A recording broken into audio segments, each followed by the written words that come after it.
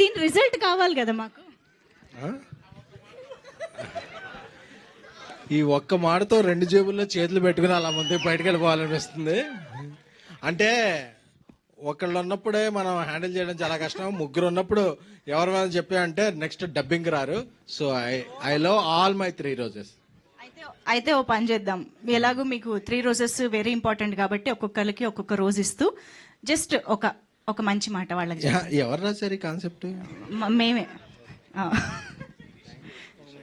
మాట thank you.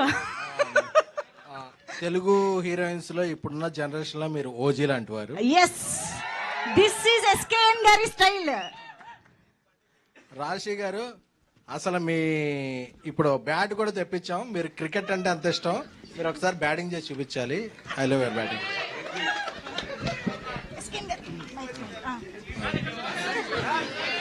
కుష్తా అంటే నిబ్బి అనుకుంటారేమో.